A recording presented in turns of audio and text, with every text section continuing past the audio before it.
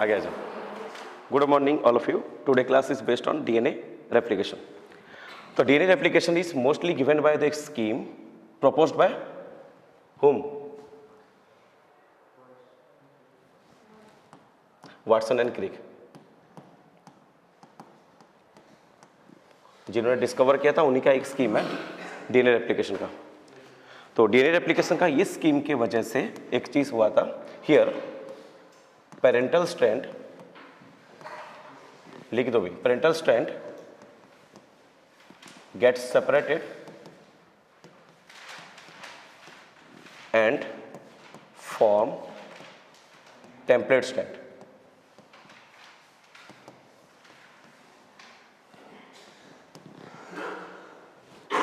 Parental strand separate होगा और क्या बनेगा? Template strand. टेम्पलेट स्ट्रैंड और कोडिंग स्ट्रैंड में डिफरेंस क्या है? टेम्पलेट स्ट्रैंड और कोडिंग स्ट्रैंड में डिफरेंस क्या है?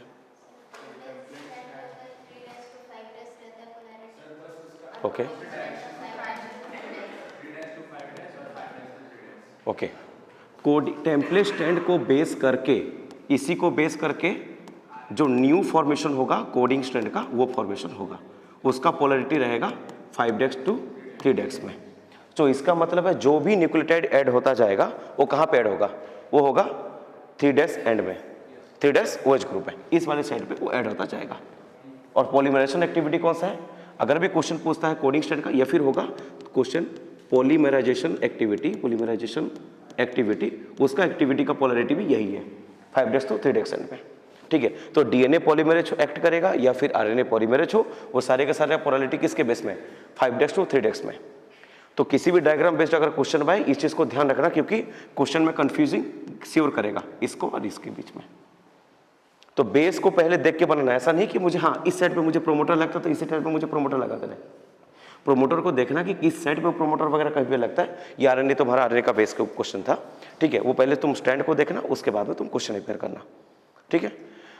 तो एक तो हो गया टेम्पलेट बना. सेकंड चीज में क्या बनता है यहाँ पे?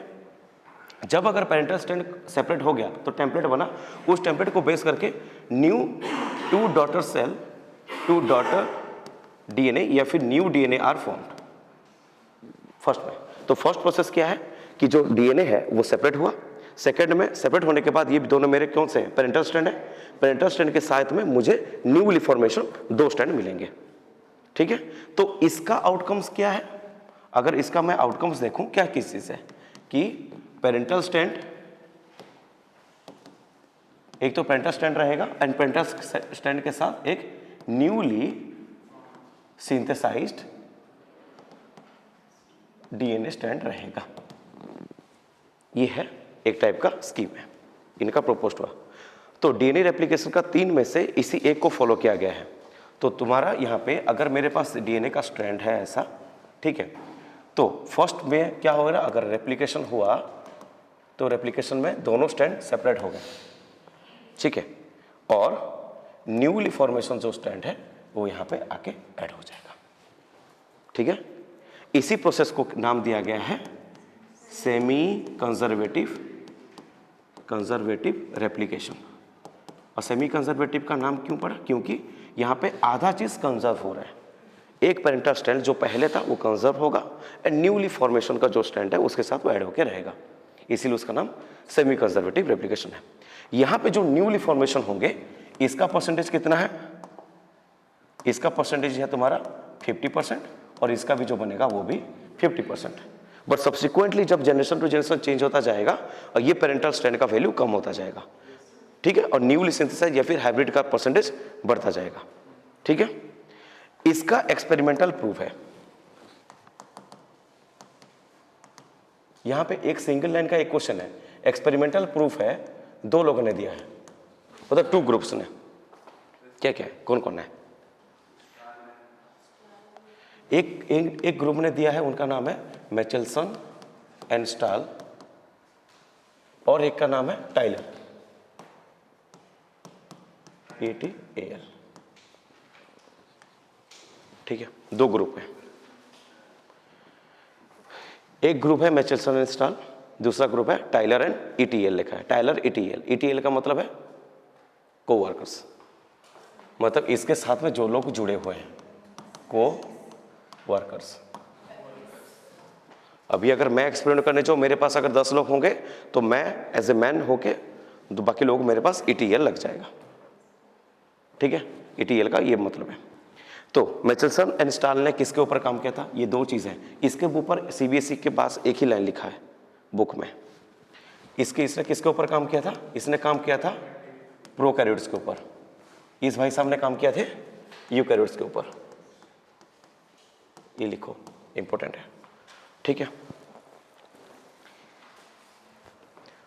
इसका यूज है हेवी आइसोटोप ऑफ नाइट्रोजन में। इन्होंने यूज किया था रेडियो एक्टिव। ठीक है, रेडियो एक्टिव आइसोटोप का।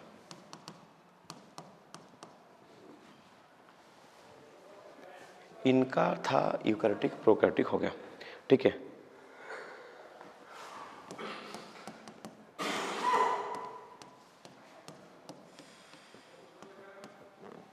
ये यूज होता VCF फार्मा में। ठीक है, और इसका तो है इकोलाई में यूज हुआ था।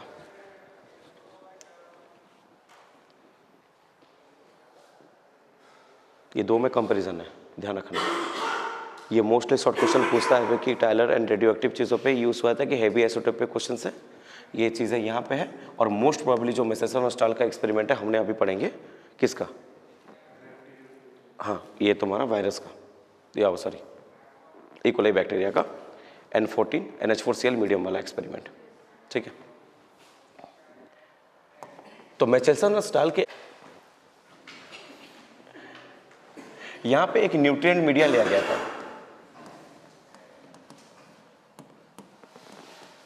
न्यूट्रिएंट मीडिया लिया गया था इस, ओके है, सीशियम क्लोराइड ऐड नहीं किया गया था। इसको निकाल के फिर सीशियम क्लोराइड में डाल के फिर सेंट्रीफ्यूज किए हैं। हाँ, after several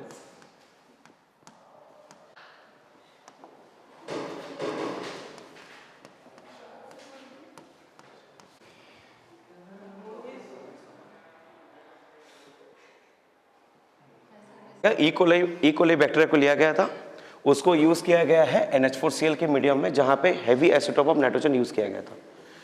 heavy isotope of nitrogen use किया गया क्योंकि एक तो है कि DNA में नाइट्रोजनस बेस प्रेजेंट है। जब सब्सिक्वेंट रेप्लिकेशन होगा, तो जब भी न्यू स्ट्रैंड फॉर्मेशन होगा, तब जो नाइट्रोजनस बेस जो इनटेक करेगा बैक्टीरिया, तो उसके अंदर N15 वाला नाइट्रोजन आना चाहिए। ठीक है, ये हेवी आइसोटोप का बात हुआ। इसके बाद जब ये बैक्टीरिया सक्सेसिव जनरेशन हुआ, ऐसा नहीं कि 1 जनरेशन 2 जनरेशन हुआ, इसको लेने के लिए मुझे सक्सेसिव जनरेशन 5 to 6 जनरेशन चाहिए मिनिमम टू मिनिमम।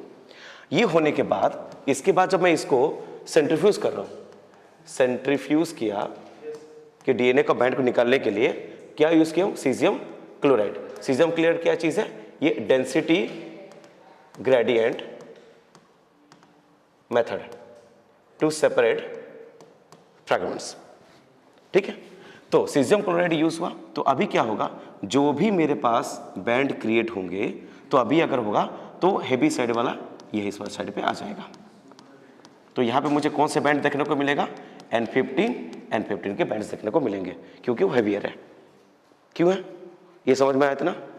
ठीक है, इसके बाद इसी वाले मीडियम के जितने भी सेल्स हैं, इसको मैंने कन्वर्ट किया कहाँ पे? मीडियम मैंने चेंज किया। अब मीडियम मैंने चेंज कर दिया N14Cl पे। ठीक है, अब मीडियम चेंज हुआ। अब नॉर्मल लाइट, ये है तुम्हारा लाइट आइसोटोप। ठीक है, तो अभी जो मेरा न्यू बैंड फॉर्मेशन होगा, तो कहां होगा वो? क्योंकि इससे पहले तो DNA में N15 भी था। अभी अगर जो न्यू बैंड आएगा वो कहां आएगा? ऊपर की तरफ N14 वाला अगर आएगा, तो जब भी अगर मैं सेपरेट कर रहा हूं, ठीक है, तो लाइटर वाला ऊपर की तरफ आएगा और हेवियर वाला नीचे की तरफ आएगा। ठीक है, ग्रेजुएट हुआ। उसके बाद जब मैं फर्स्ट जनरेशन पे जब मैं देखने जा रहा हूं, क्योंकि अभी देखो मैं डायग्रामेटिकली ये बता रहा हूं, ये मेरे पास ओरिजिनल DNA है। ठीक है, दोनों के पास कौन सा मीडियम है? N15 और यहाँ पे N15 है। ठीक है, फर्स्ट जनरेशन में क्या होगा? DNA का बैंड सेपरेट हुआ, ये हो जाएगा N15 और ये हो जाएगा N15। तो इसके बाद मेरे पास यहाँ पे न्यूली फॉर्मेशन डीएनए आ जाएगा, तो ये हो जाएगा कौन सा N14, ये हो जाएगा N14 आ गया। तो फर्स्ट जनरेशन में कितना हुआ, ये भी एक टाइप का, अच्छा एक देख चीज देखो, ये एक टाइप का हाइब्रिड है कि नहीं, ये भी हाइब्रिड है।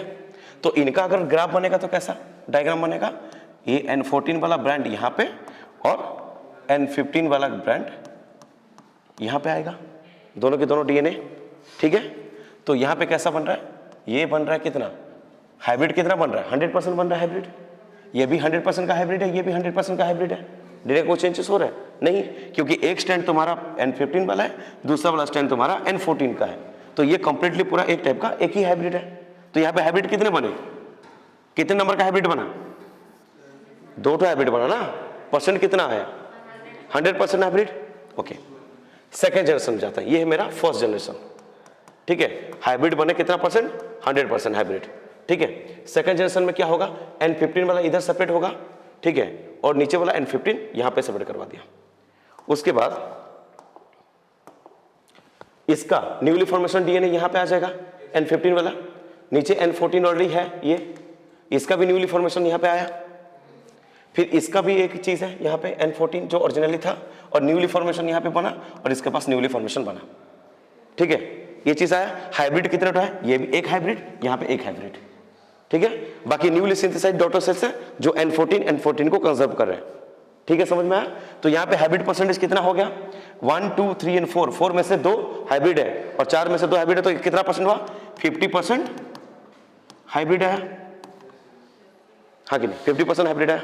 तो यहाँ पे 100% था, सेकंड में 50% होगा हाइब्रिड, थर्ड में 25% होगा, फोर्थ में 12.5% होगा, उसके बाद 6.125% होगा, ऐसा करके कंटिन्यू होगा, ठीक है। इसको हाइब्रिड जानने के बाद जब तुमको पता चला कि हाइब्रिड जितना परसेंट होगा माइनस कर देना, तो उसका पेरेंटल स्टैंड निकल जाएगा।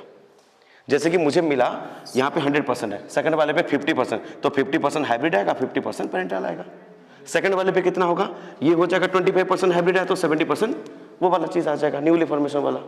इसका एक फॉर्मूला क्या चीज है, इसको अगर याद से रखोगे, 200 divided by 2 to the power generation, ये फॉर्मूला है, ठीक है। तुम किसी भी जनरेशन, तुमको अभी रिसेंटली क्वेश्चन में आया था 6 जनरेशन का, शायद अभी सहोदय के एग्जाम में आया था, कौन से जनरेशन का, 6 जनरेशन का। तो क्या करोगे, 200 divided by 2 to the power 6, ठीक है, 32 नहीं 64, ठीक है। 200 डिवाइडेड बाय 64 कितना आ जाएगा, 2 हाई जा 100, 2 हो जाएगा 8, सॉरी 32, और कितना आएगा 50, ये आ जाएगा 16, और ये कटेगा नहीं 25, और ये जाएगा 8, तो कितना आ जाएगा 8 3.3 125, यही पास आसपास आएगा, ठीक है। इससे डायरेक्टली तुम हाइब्रिड कैलकुलेशन कर सकते हो, इसमें टाइम बचेगा, एक बार क्रॉस चेक भी हो जाएगा। आया समझ में इतना, आया कि नहीं, नहीं तो वो वाला मेथड कर सकते हो, कोई इशू नहीं है, उसमें थोड़ा सा टाइम लगेगा, लेकिन तुमको बैंड वगैरह निकालना पड़ेगा, उसके बाद टोटल नंबर बैंड से तुमको डिवाइड कर लेना पड़ेगा, इसमें परसेंटेज निकल सकता है, सेम पॉइंट पे आ जाएगा, ठीक है। ये चीज हो गया, इतना से प्रूफ हो गया कि इन लोगों ने देखा कि एक बैंड तुम्हारा पेरेंटल वाला कंजर्व होगा, दूसरा वाला तुम्हारा न्यूली फॉर्मेशन होगा, हर टाइम पे है। इस वाले कंडीशन पे ये पेरेंटल है, ये न्यूली फॉर्म है, यहाँ पे ये पेरेंटल है, ये न्यूली फॉर्म है, ये पेरेंटल, ये न्यूली फॉर्म, ये पेरेंटल, ये न्यूली फॉर्म, ठीक है। ये कंटिन्यूसली ऐसा ही चलेगा, ठीक है, कंटिन्यूस हो गया इतना। तो इसमें पता चला कि डीएनए रेप्लिकेशन यहाँ पे क्या सेमी कंजर्वेटिव इन नेचर है, ठीक है। अब मुझे बताओ स्ट्रक्चर वाइज डीएनए का कंडीशन कैसा है मेरे पास, super coiling, super coiled structure है, ठीक है। इस सुपर कॉइल्ड स्ट्रक्चर से हम डीएनए रेप्लिकेशन कर सकते हैं, कर सकते हैं, कभी नहीं कर सकते, क्यों नहीं कर सकते,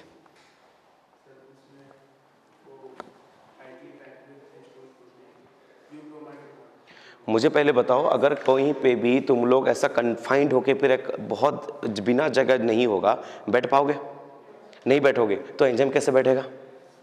ये सारा एक एंजाइमेटिक प्रोसेस है, और एंजाइम एक्ट होने के लिए उसको स्पेसिफिक साइट चाहिए, ऐसा तो नहीं है कि एंजाइम यहाँ पे डिसॉल्व हो गया उसको ब्रेक करेगा, कभी नहीं।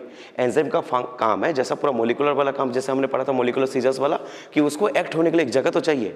अगर मुझे काटने के लिए जगह ही नहीं मिलेगा तो मैं इसको खोलूंगा कैसे, डीएनए रेप्लिकेशन होगा कैसे? तो फर्स्ट वाला पॉइंट जो होगा उसका नाम है अनजिपिंग। ठीक है, अनजिपिंग का प्रोसेस है। अनजिपिंग का मतलब है खोलना। ठीक है, किसको खोलोगे? Separate the two chain of DNA, separate the two chain of DNA. ठीक है, ये सीक्वेंस में तुम याद रखना। फर्स्ट है इनिशिएशन, ये इनिशिएशन में चला जाएगा, उसके बाद आ जाएगा इलोंगेशन, उसके बाद आएगा टर्मिनेशन। ये तीन प्रोसेस में हमेशा किसी भी चीज को तुम्हें लिखना है। तुम्हारा डीएनए रेप्लिकेशन हो, ट्रांसक्रिप्शन हो, ट्रांसलेशन हो, अगर तुम स्टेप बाय स्टेप पता चलेगा तो पहले में आएगा ये सारा का सारा, अभी जो मैं बता रहा हूँ ये सारा आ जाएगा इनिशिएशन में, कि मुझे प्रिपेयर करना है अगर डीएनए को तो मुझे अनजिप करना पड़ेगा, खोलना पड़ेगा। क्योंकि और दूसरा बात, इसको काटेगा कौन? अगर यहाँ पे तो अनजिपिंग करने के लिए मुझे क्या चाहिए? मुझे ब्रेक डाउन करना पड़ेगा किसी भी चेन में। दूसरा क्या चीज है, यहाँ पे एक बॉन्ड ब्रेक होना चाहिए। कौन सा बॉन्ड ब्रेक होगा? Breaking of hydrogen bond. ठीक है, ये दो चीज कंपलसरी है कि तुमको किसी भी जगह पे अनजिपिंग अगर करना है तो। ठीक है, उसके बाद यहाँ पे एक्ट कौन करेगा? एक एंजाइम का नाम है, उसका नाम है टोपो आइसोमरेज। ठीक है, एंजाइम का नाम है टोपो आइसोमरेज। टोपो आइसोमरेज का काम क्या है? ये जो सुपर कॉइल्ड है यहाँ पे निकिंग करेगा, NICKING, निकिंग मतलब स्मॉल कट्स। जैसे कि मान लो अभी तुम्हारे पास ऊन है, ऊन तो देखिए वो पूरा जो गुच्छा हो जाता है तो हम, या फिर दिवाली में सबसे ज़्यादा बढ़िया वो है तुम्हारा लड़ी जो जुड़ जाता है पूरा, उसको तो काट नहीं सकते, लेकिन रस्सी वगैरह ऐसा एंटेंगल हो गया तो क्या करते हैं उसको बीच बीच में कहीं पे काट दो। काट देने से क्या होगा? जो पूरा सा गुच्छा होगा वो आप तुम आराम से सेपरेट कर सकते हो। डीएनए का भी वही है। सुपर कोइल्ड वाले चीज़ों पे अगर हम टोपो आइसोमरेज एक्ट करेंगे, टोपो आइसोमरेज एक टाइप का क्या है? एंडोन्यूक्लियस है। ये कट करेगा किसी भी डीएनए के स्ट्रैंड में। ठीक है, टू रिड्यूस, इसका काम है टू रिड्यूस सुपर कोइलिंग। ठीक है, टोपो आइसोमरेज का काम आ गया। उसके बाद मेन फंक्शन किसका है? उसके बाद आ जाएगा एंजाइम हेलिकेस का। हेलिकेस का काम क्या है? Breaking of hydrogen bond. ठीक है, हाइड्रोजन बॉन्ड ब्रेक करेगा किस में? ये जो डबल स्ट्रैंड है इसके बीच में, ये इसको ब्रेक करेगा। क्यों? ब्रेक करने के बाद वो सेपरेट होगा। ठीक है, इतना चीज है। उसके बाद हेलिकेस आ गया। ये हेलिकेस कहाँ पे काम करता है? एक मीडियम है, ये लिखो यहाँ पे, ये अल्कालाइन मीडियम पे काम करता है। ठीक है, ये काम करता है अल्कालाइन मीडियम पे। और इसके लिए और एक चीज चाहिए, उसका नाम है कोफैक्टर। वो कोफैक्टर का नाम है Mg2+। ठीक है, बहुत सारे एक्टिविटी पे हमको Mg2+ चाहिए, Mg मैग्नीशियम चाहिए, ऐसे कोफैक्टर बाइवलेंट एटम हो जाता है। ठीक है, कैल्शियम भी हो सकता है, मैग्नीशियम भी हो सकता है, लेकिन इस जगह पे अल्कालाइन मीडियम में मैग्नीशियम यूज हो रहा है। उसके बाद और एक प्रोटीन का नाम आता है, इस चीज को स्टेबलाइज करने में, उसका नाम है SSB प्रोटीन। डायग्राम में बना लूंगा। SSB प्रोटीन का नाम क्या है? Single strand binding protein. ठीक है, single strand binding protein SSB का। ओके, एक चीज और है क्या यहाँ पे?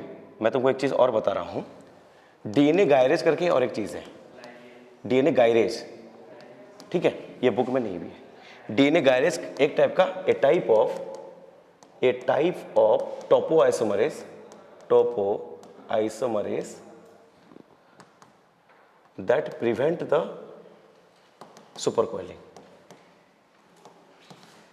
अगर कोई भी मॉलिक्यूल को अगर मैं सेपरेट किया, उसके बाद चांसेस ये भी है कि वो वापस से फिर से सुपर कोइल्ड स्टेज में आ सके। तो इस वाले कंडीशन पे एक एंजाइम है जिसका नाम है डीएनए गायरेज। ये क्या करेगा? इस चीज को प्रिवेंट करेगा कि वो कैसे बाइंड ना करे। ठीक है, उसके बाद है, अब देखते हैं फॉर्मेशन ऑफ न्यू चेन। और एक चीज मैं बता देता हूं यहाँ पे, प्रोकैरियोटिक में और यूकैरियोटिक में कुछ डिफरेंसेस है इनिशिएशन को लेके।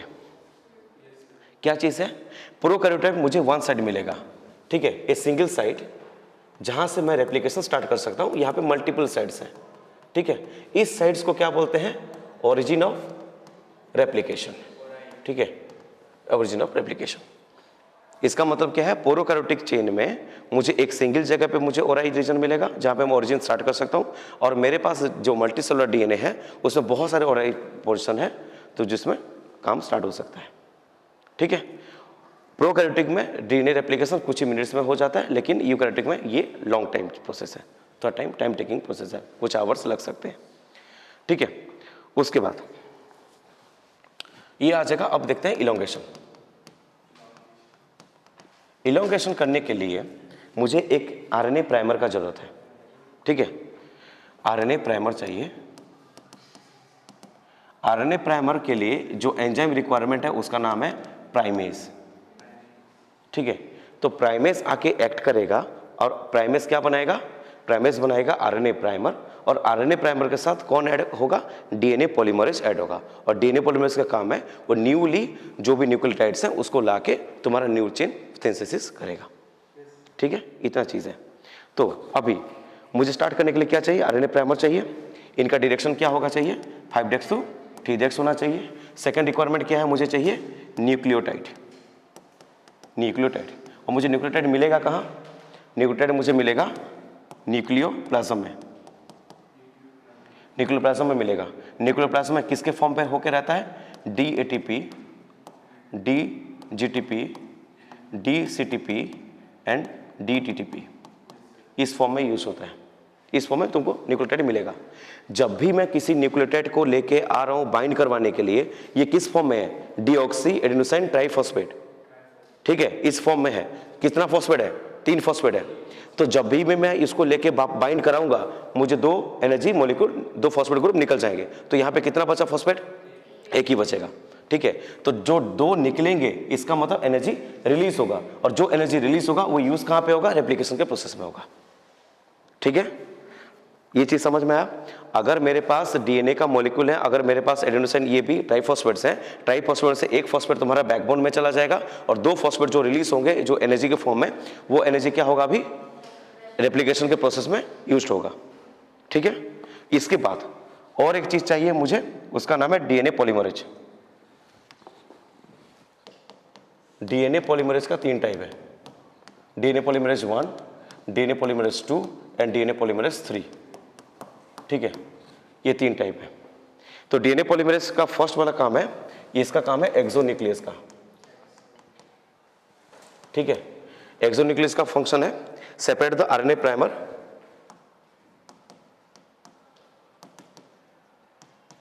RNA primer and DNA repair में हेल्प करता है।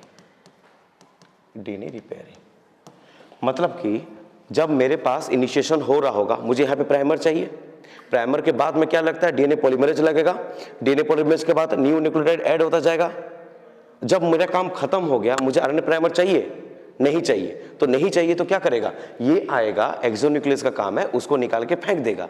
फेंकने के बाद कुछ जगह जो स्पेस रहेगा, फिर उसी में ये पॉलीमरेशन एक्टिविटी करके जोड़ देगा। आया समझ में इतना काम? ठीक है। जैसे कि मान लेते हैं अभी मेरे पास एक आरएनए प्राइमर लगा, यहाँ पे डीएनए पॉलीमरेज लगा, और न्यूली सिंथेसाइज चेन बढ़ता जा रहा है। जब ये कंप्लीट हो गया, ये डीएनए पॉलीमरेज वहाँ तक पहुँच गया, तो अभी इसको मुझे चाहिए, डीएनए में नहीं चाहिए मुझे, तो इसको निकाल देगा, आके इसको काट के फेंक दिया।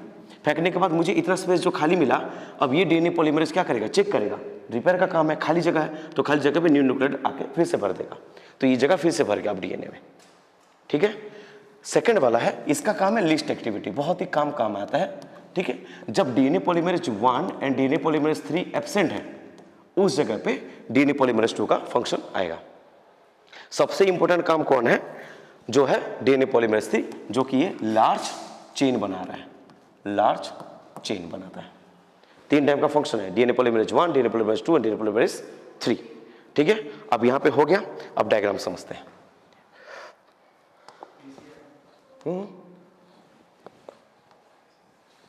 ठीक है। तो मैंने क्या बोला था स्टार्टिंग में?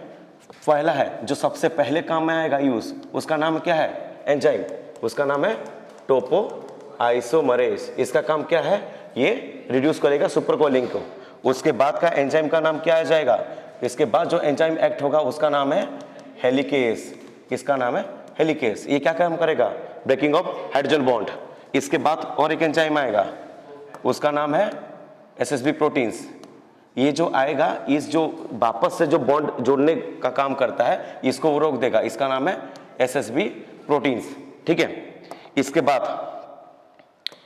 बाद अगर यहाँ पे ये स्ट्रक्चरली स्टेबल हो गया, इसका डायरेक्शन क्या चीज है, इसका डायरेक्शन 5' to 3' है और ये 3' to 5' है। तो न्यू, हाँ नहीं अभी नहीं दे सकते, चलेगा, कोई इशू नहीं है। अब मैं अब डालना है तो डाल सकते हैं, ऐसा कोई इशू नहीं है। अगर सुपर को रिड्यूस करेगा तो डाल देता हूँ डीएनए गायरेज भी। ठीक है, इसके बाद क्या चीज है, यहाँ पे आरएनए कौन सा एंजाइम आएगा, प्राइमेज एंजाइम आएगा। प्राइमेज एंजाइम जब आएगा, ये यहाँ पे क्या बनाएगा, आरएनए प्राइमर, आरएनए प्राइमर बनाएगा। ठीक है, आरएनए प्राइमर किसको ऐड करेगा, आरएनए प्राइमर एक स्पेस बनाएगा जहाँ पे कौन बाइंड करेगा, डीएनए पॉलीमरेज 3। ठीक है, अब डीएनए पॉलीमरेज 3 क्या काम करेगा, आगे बढ़ के सीक्वेंस रेडी करेगा 3' और ये हो जाएगा 5'। ठीक है, तो यहां पे तुम्हारा जो सिंथेसाइज हुआ ये न्यू स्ट्रैंड बनते गए। ठीक है, ये है तुम्हारा leading strand bye DNA polymerase 3। ठीक है, जब लेकिन इसका कंटिन्यूटी तो आगे तक कंटिन्यू होता जा रहा है, तो लेकिन इस साइड में हमारे पास वो वाला सिस्टम नहीं है जहां पे 5' to 3' में कंटिन्यू कर सकता हूं, क्योंकि पोलैरिटी ऑपोजिट है। तो इस जगह पे क्या होगा, स्मॉल फ्रैगमेंट बनना स्टार्ट होगा। ये मेरा आरएनए प्राइमर है, ये थोड़ा टाइम जाएगा, रुक जाएगा, क्योंकि ये आगे की तरफ मूव करता जा रहा है। फिर यहाँ पे थोड़ा टाइम बनता जाएगा, आरएनए प्राइमर होगा, फिर कंटिन्यू होगा आरएनए प्राइमर, फिर डीएनए पॉलीमरेज आएगा, थोड़ा टाइम डीएनए पॉलीमरेज आएगा, फिर कुछ न्यूक्लियोटाइड सीक्वेंस बनाएगा, फिर ऐसे कंडीशन में यहाँ पे भी वही बनेगा, फिर कुछ टाइम के बाद यहाँ पे भी वही बनेगा। ठीक है, ये कंटिन्यूटी ऐसा बनते जा रहा है। तो यहाँ पे स्पेस क्रिएट होता जा रहा है, यहाँ पे स्पेस क्रिएट होते जा रहा है। तो जब ऐसा कंटिन्यूअस स्ट्रैंड जब बन जाता है, उसके बाद क्या चीज होगा, ये आरएनए प्राइमर कौन, डीएनए पॉलीमरेज 1 आरएनए प्राइमर को सेपरेट कर देगा, और लास्ट में डीएनए लाइगेज आके, डीएनए लाइगेज या फिर डीएनए पॉलीमरेज 1 जिसको अभी है डीएनए रिपेयरिंग केस में, ये आके जितना भी स्पेस है उस सबको भर देंगे। अभी जो फ्रैगमेंट बन रहा है, इनका नाम क्या है, इनका नाम है ओकाजाकी फ्रैगमेंट्स है, क्योंकि यहाँ पे डिसकंटिन्यूटी तुमको देखने को मिलेगा। ठीक है, अभी तक आ गया। इसके बाद क्या होगा, आरएनए प्राइमर रिमूव हो जाएगा और ये तुमको एक कंटिन्यूअस स्ट्रैंड देखने को मिलेगा, जिसका स्ट्रैंड ऐसे ही 5' to 3' हो जाएगा। ठीक है, यहां तक तुम्हारा डीएनए रेप्लिकेशन खत्म होता है।